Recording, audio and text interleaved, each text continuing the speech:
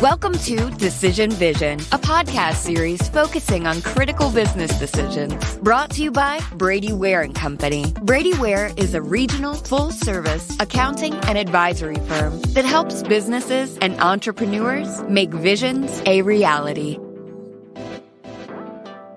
Welcome to Decision Vision, a podcast giving you, the listener, clear vision to make great decisions. In each episode, we discuss the process of decision-making on a different topic from the business owner's or executive's perspective. We aren't necessarily telling you what to do, but we can put you in a position to make an informed decision on your own and understand when you might need help along the way. My name is Mike Blake, and I'm your host for today's program. I'm a director at Brady Ware & Company, a full-service accounting firm based in Dayton, Ohio, with offices in Dayton, Columbus, Ohio, Richmond, Indiana, and Alpharetta, Georgia. Brady Ware is sponsoring this podcast, which is being recorded in Atlanta per social distancing protocols. If you like this podcast, please subscribe on your favorite podcast aggregator, and please consider leaving a review of the podcast as well. This is the fourth in a sub-series of topics regarding how to address the coronavirus crisis. And we are, as everybody knows by now, we are faced with an unprecedented environment in our economy. And as one of our guests quipped before we started the show, basically the way that he is helping save the world is by watching Netflix, but I will not out him and reveal what the nature of the show is.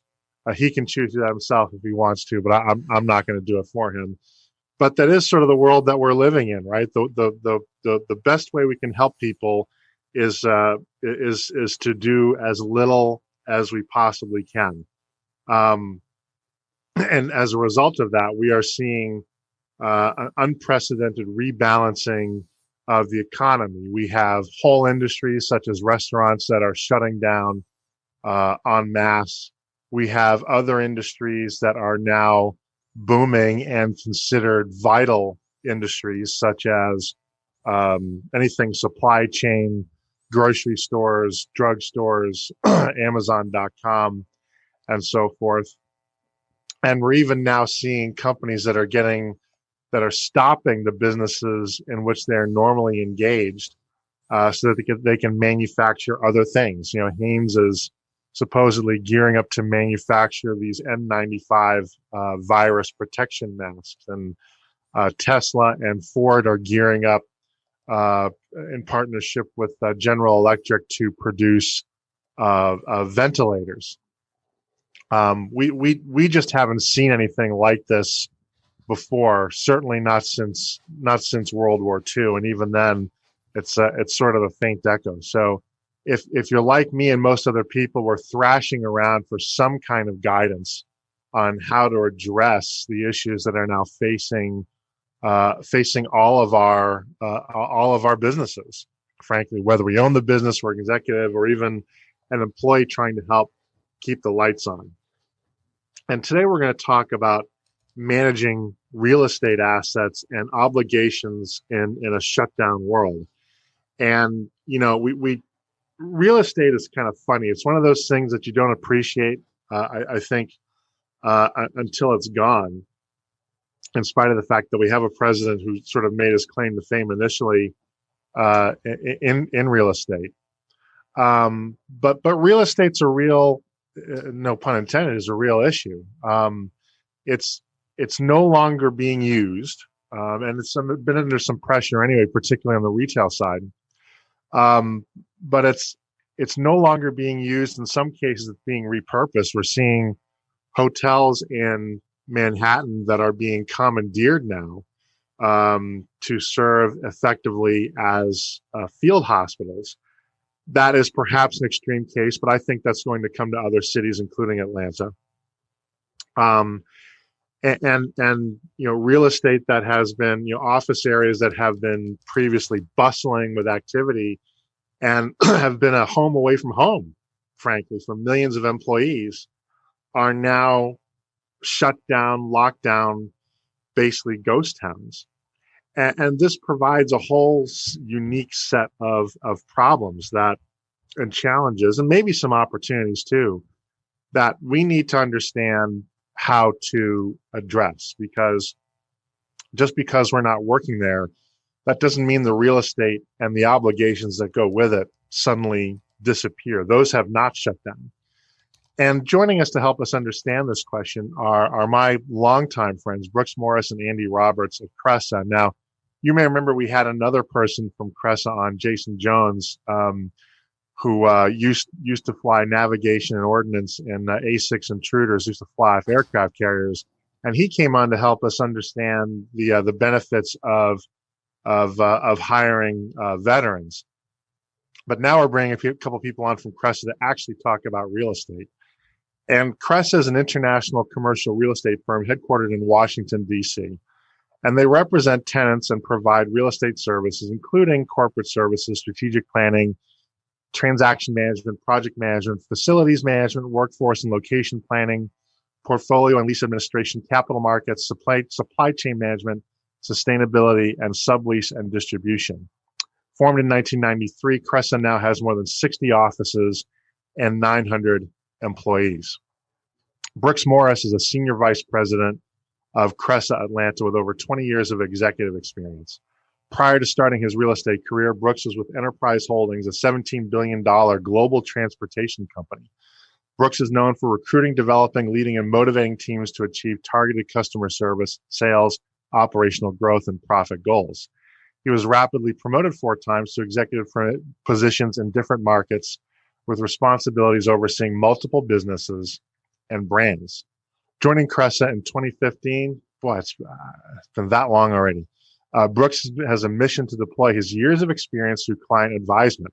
His unique perspective from multiple angles of real estate transactions allows him to take a holistic approach while consulting on each of his clients' needs. His proven results assure the focus will always be to use real estate as a platform to support recruiting and retaining talent, brand enhancement, growth, and profitability.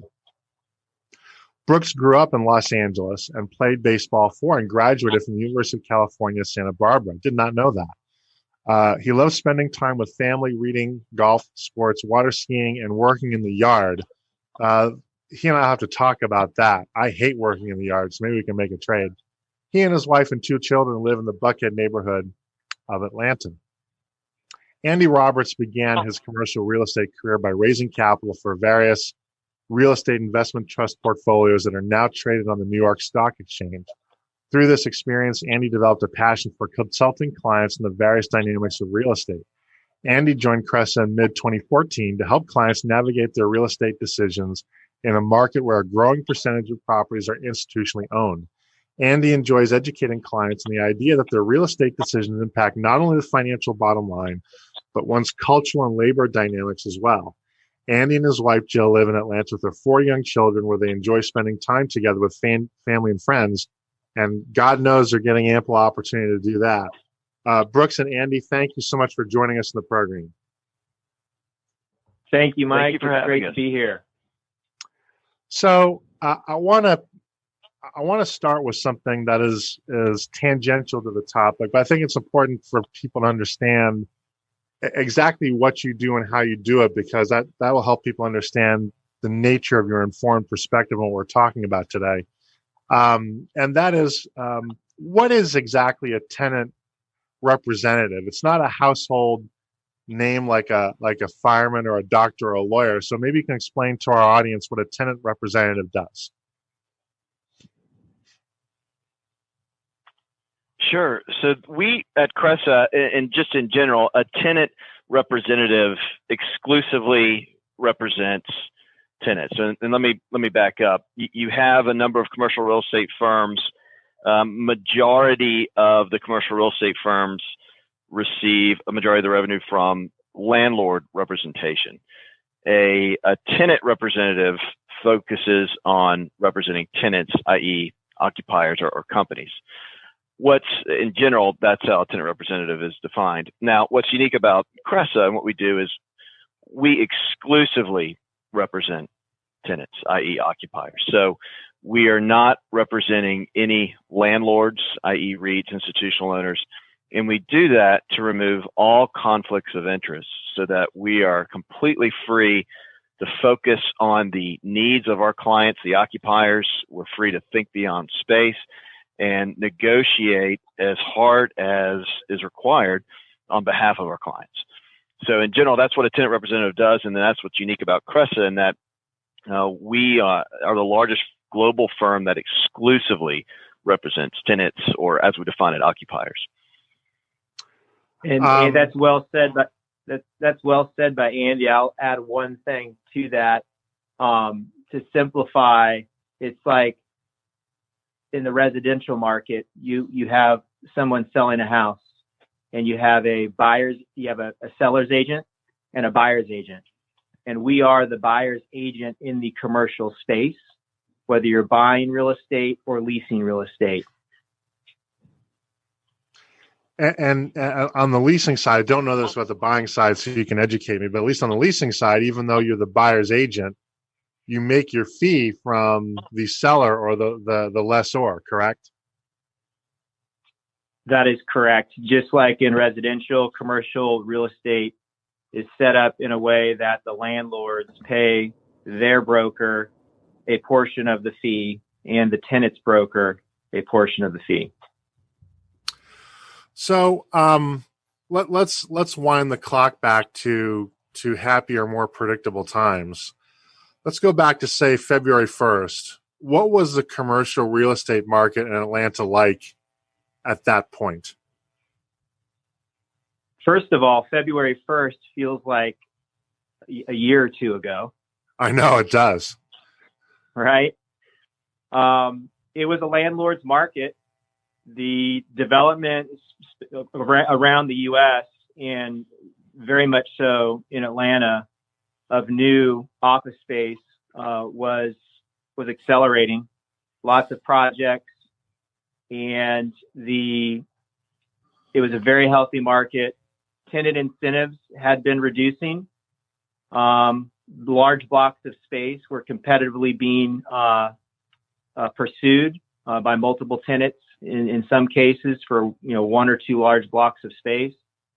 So very much a landlord's market, and very much a situation where tenants had to be very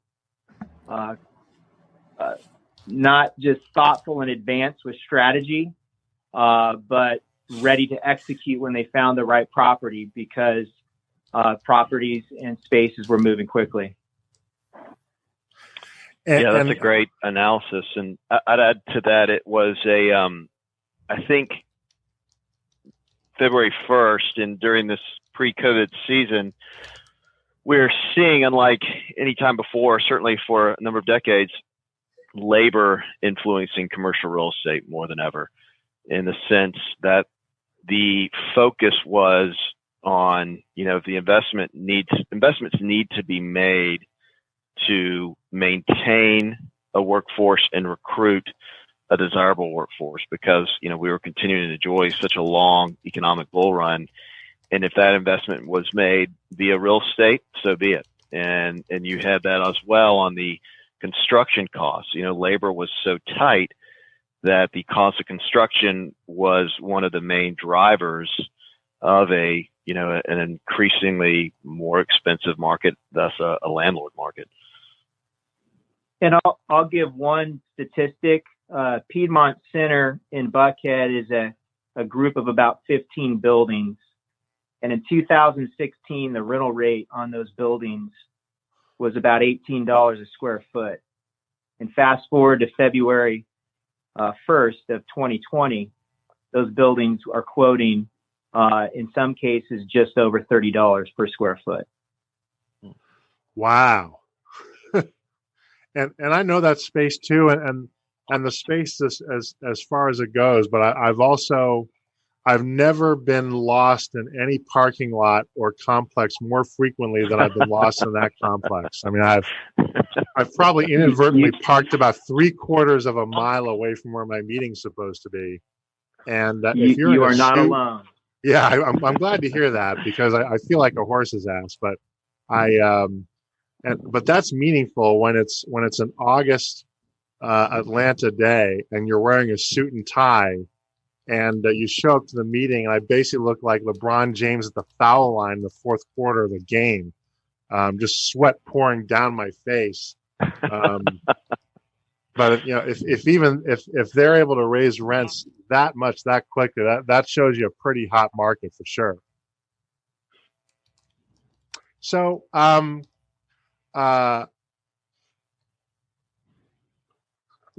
in the commercial real estate market, I guess really the question is there a commercial real estate market? Have you guys pretty much frozen in place now? Is there anything going on right now? What does the market or the industry look like today?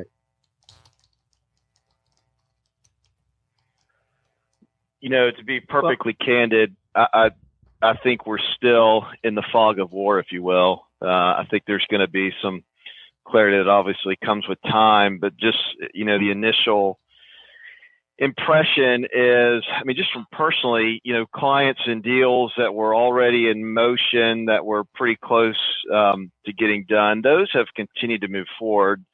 New deals and those, most of the clients that I'm personally working with, and seems to be the case for a number of colleagues, are saying, hey, let's just put this on pause. So that's one dynamic. A second dynamic is you have, obviously, across the board, companies trying to figure out, holding on to every dollar, cost-cutting initiatives, reaching out to their landlord, saying, hey, what can we do? Can we abate rent for 3 months, 4 months? At the same time, you have those very same landlords having the same conversation with their lenders. And it's all across the board. Candidly, very large household institutions. There's been one that everyone would recognize that has come out and said, hey, 3 months abated, no questions asked. We want to work with you. To another household prominent lender that has just said, we're not budging. We're not giving any grace, any mercy, period.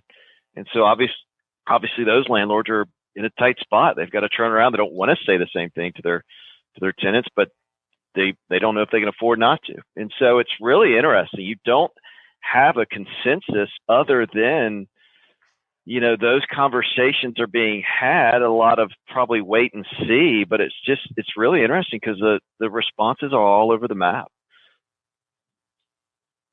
Yeah. And to Andy's point, Andy said it very well.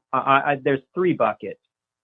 There's the bucket of industries. We all know retail, some transportation, hospitality, event companies that are just getting clobbered.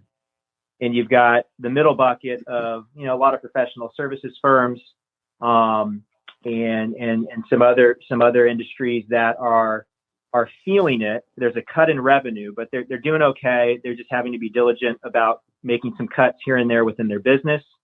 And then there's another bucket, and a lot of this falls into the industrial space category of businesses that are actually doing as well or better. And so depending upon who you're working with is going to drive what you need to do in the real estate market right now for those different groups. And to Andy's point, a lot of what I'm working on was already working on that was close to being done. If there's any sort of certainty in their business and an expiration coming up of their lease, we are moving forward and taking action. Anything that was an expansion, because everybody has gone remote for this period of time, most of those projects have been put on pause, and it's a wait and see. And as soon as we have more clarity, then we'll decide on what to do moving forward. It occurs to me that there's a signaling dynamic going on here, a signaling process.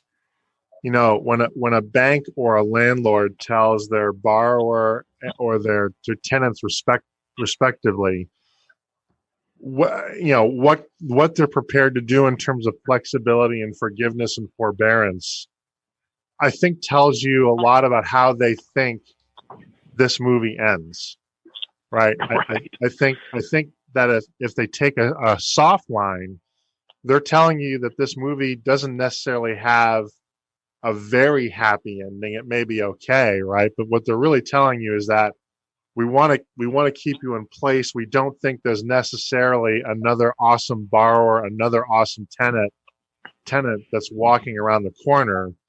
So we're going to go with the devil we know. We're going to hang on to what we have and ride it out. And if we take a haircut, we take a haircut, but we'd rather get 80 cents on the dollar than zero. Whereas I think the hardliners are basically saying, you know what?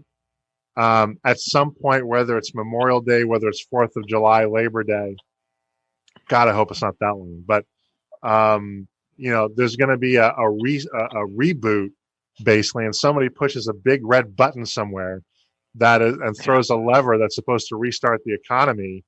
And they think there's basically a rubber band effect that everything's going to go back to normal. And if you default and if you have to default, then we're happy to take your property because we think there'll be a ready market, or we're happy to declare you in default because we think that there are going to be 6 tenants waiting around the corner. I think that's an interesting signaling effect that economists and economics geeks like me want to maybe look at to understand what the market sentiment is going forward. That's a great point. Yeah. Yeah, it's a great point. I think, go ahead. No, you said it was a great point. I want to hear more about my great point. Well, the signal, you're correct. It does send a signal, but it also, anytime there's change that happens or there's a challenging environment we're all navigating through, sometimes it also sends the signal on what's the philosophical approach of a business owner or ownership group. And sometimes that has nothing to do with the economy moving forward and their feelings on that, but just how they approach business. And are they looking at a tenant as a long-term partner and somebody that they want to share success with, or are they looking at it in a transactional way? And we're learning right now who are the partners and who are transactional. Yeah, I think that's a great point. And you really do find out who your friends are in crisis, and maybe there's a psychological element to it as well. I think this whole coronavirus crisis and scenario in which we find ourselves has put us into a collective state of grief. And the first stage is denial. And just as I think there have been many people who've been in denial, though I think that number is rapidly diminishing, right? But you can see they're the ones going out to spring break, and they're still getting together in large groups, and I guess coughing at each other just to see what'll happen.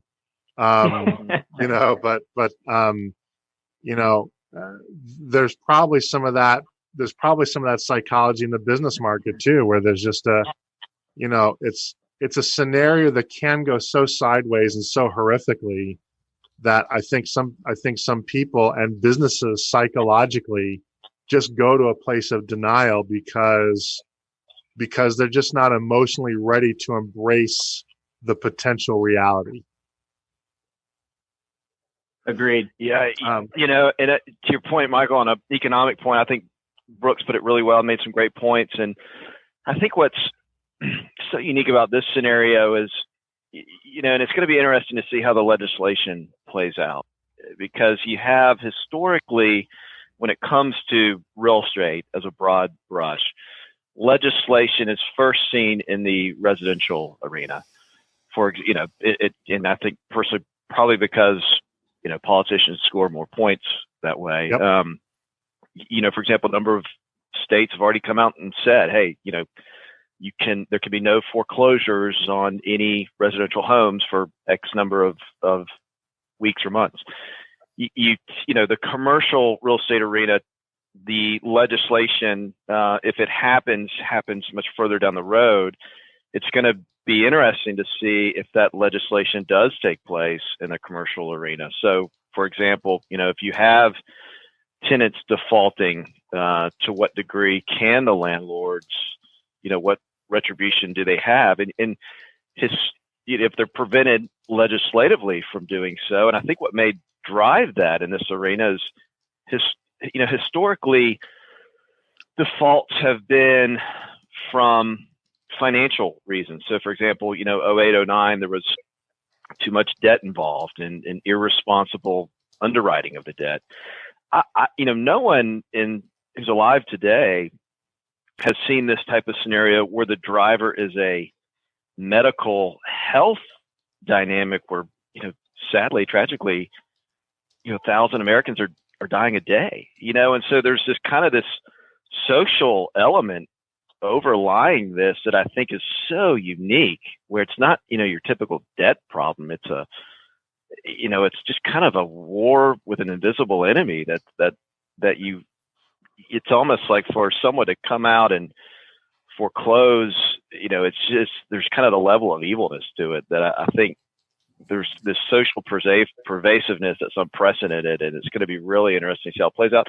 And it's going to be, I think that could drive greater legislation in the commercial arena. For example, not allowing landlords to penalize a tenant for defaulting. Time will tell, but that'll be interesting, because usually that legislation stops in the residential arena. So, a lot of offices are empty. Ours is largely empty, although a few people are coming in, but a fraction. Most of us are working from home. If you've got an office that is basically empty, right? Empty assets are scary. I remember when I was a kid. This probably explains a lot about me. When there was an abandoned house or a house in our neighborhood that had construction that was paused for a while, we would go into that house and we would find pieces of wood and huck them at each other.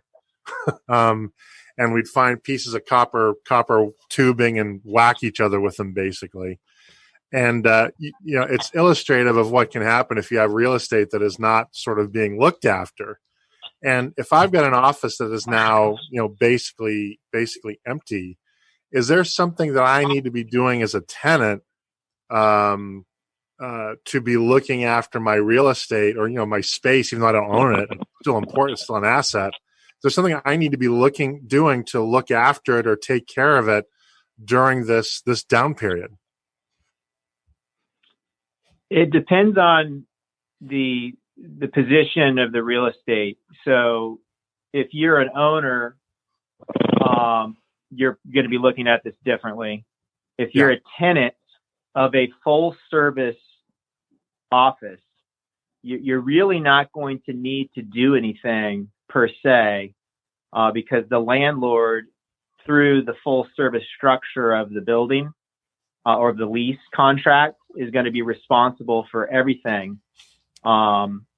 And I would say if there's anything that you're responsible for within those four walls, maybe it's phones, internet, that you probably have already moved to remote and cloud. There may be some opportunities to make sure that your expense is being allocated appropriately. If you're an industrial user and you are leasing and you're on a triple net lease and you are leasing a building that you're the only tenant in, there lies some opportunity and operating expenses that you're responsible for as a tenant that you can take a look at and go dark in a building, basically turn certain things off so you're not paying for them while you're not using them. Those would be the only things that you would be really looking at doing while you're not using the real estate. And it really pertains to industrial spaces. But those particular businesses right now, most of them are in business and in some cases thriving. Yeah. Brooks makes a great point. I think it'd be interesting it's worthy to note. Let's take, for example, an office building, a Class A office building. There's multiple tenants. Tenants, and Brooks is right, it's on the landlord's onus to run that building. And so I think every tenant in their lease is going to have typically pass through of operating expenses that they're, and the increase in operating expenses are going to be responsible for paying in the next calendar year. And so I do think it's responsible for tenants to currently be in communication with their landlord on what are they doing to mitigate expenses while the buildings are vacant, so the tenants can, be able to enjoy those savings. And then also keep in touch on, what are the potential increased expenses that are around the corner. So you have, likely there's going to be new janitorial dynamics. There's also likely, in the when America gets back to work, if you will, you're hearing a lot of sentiment towards, kind of not everyone just goes back on Monday. It's kind of you're phasing in, and almost to the point where you have longer hours, certain departments working in the morning, certain departments working in the evening, and you have kind of maybe an overlap of one or two just to help respect social distancing as we start phasing back in. So then you get into, an office building, the HVAC, for example. I mean, hopefully this is happening late spring, summer. Well, HVAC expenses are at their highest at that point. And typically a building will say, okay, well, we're going to be running HVAC from, say, 8 to 6. Well, now if you're running it from 7 to 8 or 9 at night, you're going to have higher expenses. So tenants need to be aware of how are those expenses going to be passed on to them, and what's going to be their cap that they have in their lease on what the expense increase will be next year. So I do think there's currently some planning that can take place on the tenant's behalf that'll serve them well. Let me jump on that. Go ahead. Mike, one thing I just thought of, I should have already mentioned as it pertains to your question and what you can do while you're not in your space right now, as it pertains to any metropolitan building that charges for parking. In most cases right now, because you're not using that parking, you can negotiate with your landlord to not pay for that parking potentially. We've done that within ours. So that's something for sure to look at. Okay. Yeah, that's good advice. That's an actionable thing people can, if they haven't done it already, they can do right away. So we touched upon this a little bit, but I want to make sure to address this explicitly.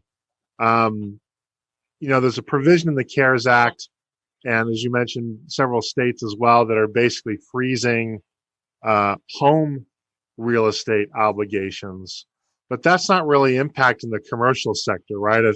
At least, unless you've negotiated something, if you're a business tenant, you still have to pay your rent, right? Correct. So, what is interesting is a number of landlords, when tenants have requested to defer rent for a number of, they say 3 months, typically is the common average. A number of landlords are saying, hey, noted your request. Let's, pursue these avenues with the CARES Act, and let's circle back end of April, then, say mid-May, because and understandably so, they'd like to see these tenants be able to receive the provisions through the CARES Act so that, obviously the landlords don't have to defer rent, which is understandable. But that, to your point, that's a common conversation taking place in the industry. So the unfortunate reality is that not every business is going to come back from this. But the lease obligation may still remain. So if in fact your business is not going to survive this, but the only thing that may survive is your lease obligation, what are your options as a tenant to try to get out from under or mitigate that obligation?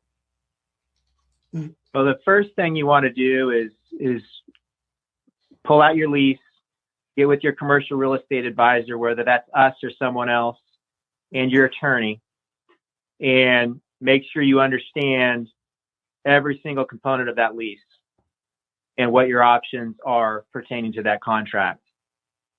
Usually there's going to be a sublease provision that allows you to sublease as an option. So you want to understand what that looks like and what that exit might realistically look like. In some cases, some companies have negotiated termination options, so that could be an option. There could be an option to restructure your lease. Maybe there's an option to downsize, and communication is key here. You want to engage with your landlord after you understand what your options are. You want to know what the landlord's position is, because they may have different things happening within their building with their existing tenants. And as business comes back, depending upon how well that building's doing, they may want that space back or need that space depending on the size. And that's a low percentage opportunity, but it's one that should be explored. Andy, any other thoughts that I'm missing? No, those are all great points. You're nailing it. And, certainly typically a lease will spell out a termination. If you have a termination clause, and or if it's essentially what those costs would be. I think for a tenant to be fully aware, what were the landlord's costs to structure this lease, and largely in the build out, what have you, to understand how the landlord's going to be viewing this financially will be advantageous for a tenant. It may be, you're having to come out of pocket for a termination agreement or clause, but just knowing eyes wide open what that number will be helpful. Yeah, and my advice, the biggest thing is just to be proactive, not wait around to get with your advisors, to build a strategy quickly that you can execute quickly if that's the direction things are going, because there will be other subleases coming to the market and you want to be in front of it. We're talking with Andy Roberts and Brooks Morris of Cresa about managing your real estate obligations and assets in a pandemic world. And I want to interject here. I've interrupted them a couple of times inadvertently, and I apologize for that. One of the challenges of doing this remotely and not in the studios, we don't normally have the visual cues where I can tell accurately if people are done talking or not.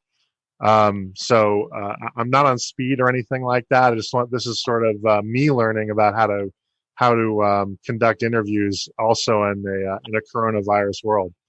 But getting back to this now, I want to touch back. I want to touch now then on something that you said, because I want to drill down a little bit. And that is that, the reaction or the posture of the landlord does vary from landlord to landlord, and that may be driven ultimately by how their bank is treating this.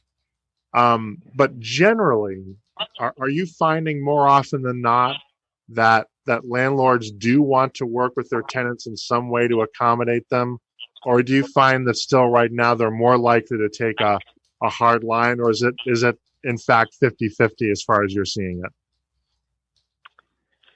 Yeah, I don't want. Go ahead.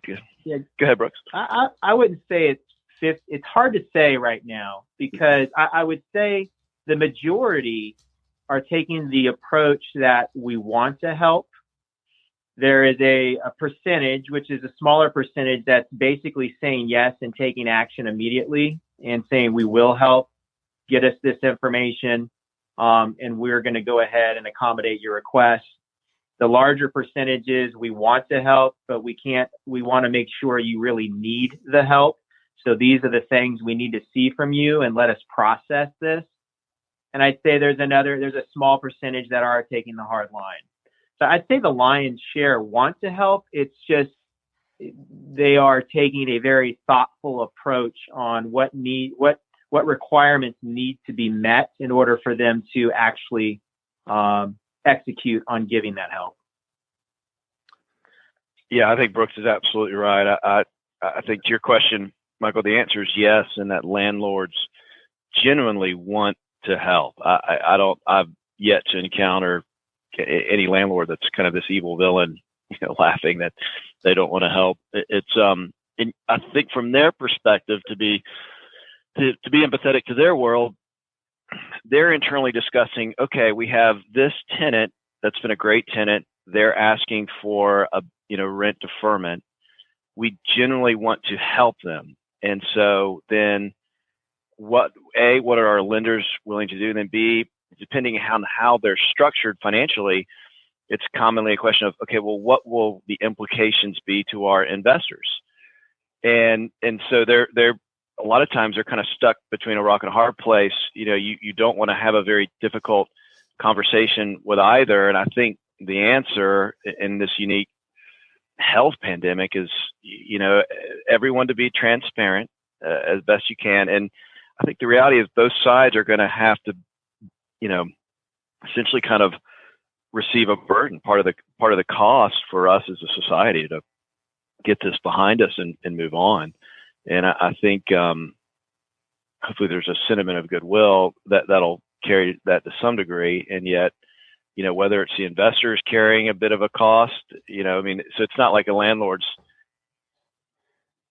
quick to say no. If they do say no to a tenant, it's because they don't want to say no to an investor. For example, they don't want to tell them that, hey, with this unprecedented economy, your dividend's about to go down. And you've primarily invested in our fund because of the dividend dynamic. So they are in a tough position, and yet I think both sides, to get through this efficiently, are just going to have to recognize and transparently have the conversation. There's a cost to care, and agree we can kind of split that amicably and move forward. And in an effort to give a tenant who is maybe listening, or business owner or executive maybe listening to this, an actionable item or set expectations, to Andy's point, these landlords either have a lender to pay themselves, and they're not getting forgiveness for this at this point in time, or they have investors they're paying. And so the tenant needs to understand they're asking for help. And so in order for that to work, it's got to work for both parties. And if the landlord's going to help and you really need it, there are ways in which you can structure that help where the landlord can get something maybe towards the end of the lease that's beneficial to them, but it allows the tenant to receive relief today. So the tenant needs to understand that they may need to understand what they have to offer that would benefit the landlord, which makes the landlord feel a lot better about giving them the relief. Yeah, Brooks makes a great point, and we're typically seeing that take place one of two ways. One being, hey, defer 3 months of rent now, and you can add it on the end of the term that I'm obligated to lease-wise, or 3 months of deferment now, and then, that delta that you deferred, amortizing that over the remaining term. Those are typically one of the two paths that we're seeing landlords open to having. So let's look at another scenario, a somewhat happier scenario. Maybe when you return to work, there's going to be a company to which to return to work, but maybe you decide that your office needs are going to be different, right? You decide, for us, for example, I know in our Alpharetta office, we've seen a marked increase in productivity with remote working versus being in the office. I don't know if we're exceptional or not, right? But other firms may decide that they kind of like, for whatever reason, they kind of like this remote working kind of scenario, but they're going to keep their office. They may have to, right? Or there may be other reasons to keep it. What are other options to generate value from their lease space if they're not necessarily going to have a full office of employees anymore, but they still want to get value out of the space that they're already paying for and have invested in? How might you redeploy that space to be value added? I think it's case by case, Mike. I mean, it really depends upon what type of business is it. Do they have clients that come into that space? Do they not have clients come into that space? Their business is going to dictate how they can best redeploy that space. Before I get into that a little bit, I would say it is going to be a very interesting time moving forward. I think what's happening with this forced remote work situation is it's really heightening the awareness of the types of jobs that are okay to do remote and the types of jobs that are not okay to do remote or shouldn't be remote. And so I think you're going to see that sort of become a big topic before you understand how are you going to redeploy your space. I can also see the conversations accelerating around, well, if this is a job that needs to be in the office, we maybe would be okay with 4 days a week in the office and 1 day remote, and creating some more flexibility around what does it look like? What does a work week look like for different types of positions? So I think that's the first thing that companies are going to need to get their hands around, because you have to understand that first before you start to space program around how to use that space.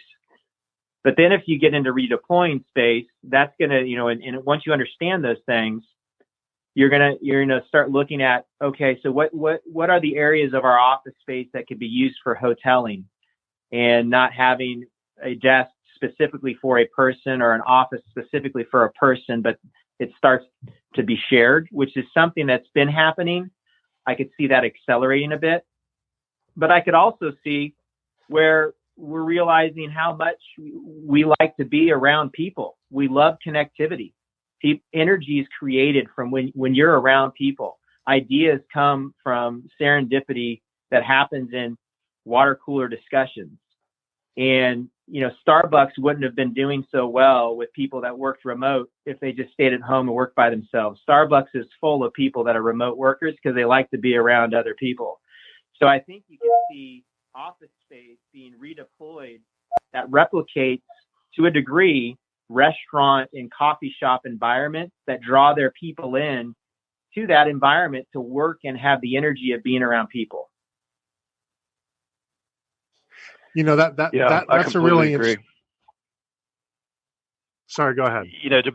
I think Brooks makes a lot of great points, and this will continue to affirm and accelerate a trend we've already been witnessing, in the sense that office setting and a work setting, transitioning from a industrial economy to an idea-driven economy. I mean, it's even 10 years ago, even 5 years ago, and the degree still pre-COVID, the degree to which the number of businesses still kind of operated with this mentality of, well, this is my desk, this is where I go, this is where I sit. Right. I mean, that really kind of originated out of an industrial revolution mindset, which was, you had to be there for the specific function. And yet, as we've obviously moved to an idea-driven economy, that no longer makes sense. And so it doesn't mean, obviously, you go away with,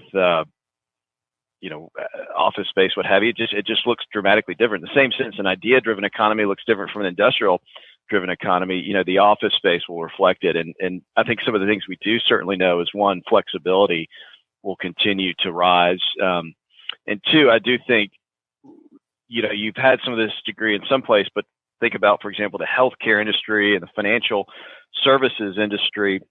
If you're in either of those, you're going to continue to, a main theme is going to be working with your attorney to really get buttoned up on remote security in the sense of SEC regulations and HIPAA regulations. And you've had a lot of that discussion, from within your office and to some degree, some laptop protocol, what have you. But knowing that a flexible, remote workforce, that's not going away. Some of this is going to be certainly higher post-COVID than was pre.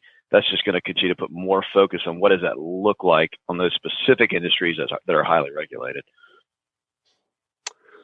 You touched upon something I want to jump on just a little bit, although we're running out of time, unfortunately, but it bears discussion, and that is that the bulk of what I see being written right now is that we're never going back to the old way of doing things. People are going to work remotely a lot more, and I'm not entirely sure that's true. I mean, I've been working from home for the bulk of the last 10 years or so, but I think I'm a little bit of an outlier.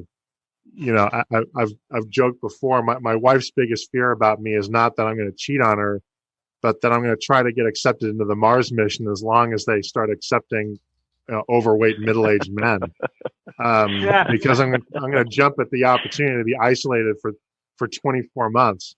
But for somebody like she, who is as an extrovert, it's really tough. And I think there is going to be a demand, a pent-up demand for that socialization, and Brooks, that idea of sort of having a virtual coffee shop within the office. I actually took a note. Maybe that's some way we'll actually redeploy our space. Can we replicate the Starbucks kind of environment if people just sort of need to change the environment to feel more productive, more creative, more free? I think it's going to unleash some creativity in terms of how better to use space to promote that socialization. Yeah, Mike, and it was already happening. So in the technology industry, anybody that's been competing for developers, they these companies have had to find creative ways already to attract, not only through pay, but just through culture and what is the office space? Is it a fun office space to come to? And I'm not talking about ping pong tables, but this coffee shop restaurant idea and having, diner booths, in the break room, great views with bars looking out over the city where you can sit and work. This has been happening, and I see this accelerating for that reason. And it's really what employees have shown that they want. And I'll say, I know we're running out of time here, but I was talking to John Ray a little bit about this before the call, but I've got a quote from Steve Jobs, because I was reading Walter Isaacson's, I'm in the middle of his book on the biography of Steve Jobs. And we all know Steve's not only the founder of the respected brand Apple, but also Pixar. And he was avid about their office space, and including at Pixar. And he is not only a denizen of the digital world, but he knew all too well the isolating potential of technology. And he was a big believer in face-to-face meetings. And he said, there's a temptation in our networked age to think that an idea can be developed by email or iChat. He said, that's crazy. Creativity comes from spontaneous meetings and from random discussions. And I think that, I think there's a lot of truth in that. I just think there's a balance that has to be found between flexibility and how technology can allow us to be remote and flexible, but also when and how often should we be face to face, and what do those environments look like now moving forward? Great point. So, one last question I want to touch upon is the return to work scenario. I believe, and you can tell me if I'm wrong, of course, but I believe that, how we, and you touched upon it actually, but, how we work is going to change. And I think there's going to be some negotiations between tenants and landlords and how to accommodate that. For example, if you now, even professional services move to shift work, basically, right? And is the climate control now going to be kept on, and who pays for that? I think that, one janitorial visit per day is not going to cut it, right? You're going to need to sterilize the office, I think, multiple times a day. I'm certainly advocating that for our firm. And other kind of logistical issues, employee access. Do you have to put toilet paper in a safe, right? Which sounds absurd, but it's not, right? Is it worth thinking now about what the return to work scenario looks like? And are these things that you ought to be talking to your landlord about now, about what that looks like, so you can agree in terms of, who's responsible for what and how? Yeah, Absolutely. I think before you have that conversation with your landlord, I think with your advisors and your executive team, you first want to, and asking questions among all your employees, you want to understand what is your need as a company first. What's your plan to address this? Because you don't want to go get out in front of this with a landlord before you know what you're really asking for and why, because you want it to support your long-term business needs and short-term with addressing making sure that you're getting the janitorial services that you need. And once you establish what the need is, then you go engage in a proactive conversation with your landlord to address those things. But I think, depending upon how long this lasts, there's an opportunity to be in a better position as a tenant with more leverage in the cycle that we may be entering into.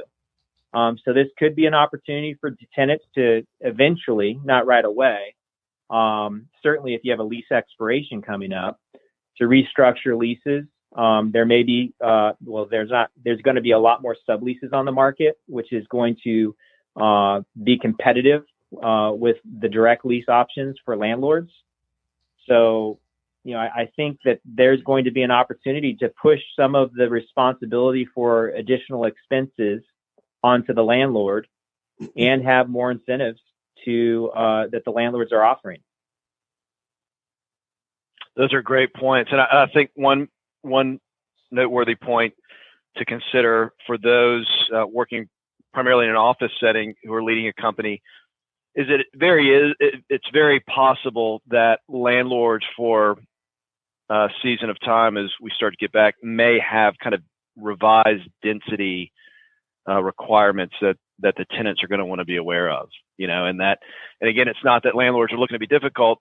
We just don't know what conversations they're having with lenders, and primarily in that sense, probably their insurance brokers, in the sense of to mitigate any outbreak. It's very possible, you don't want to kind of have an internal planning session, come up with a plan, and then find out it's not compatible with what the landlord will allow.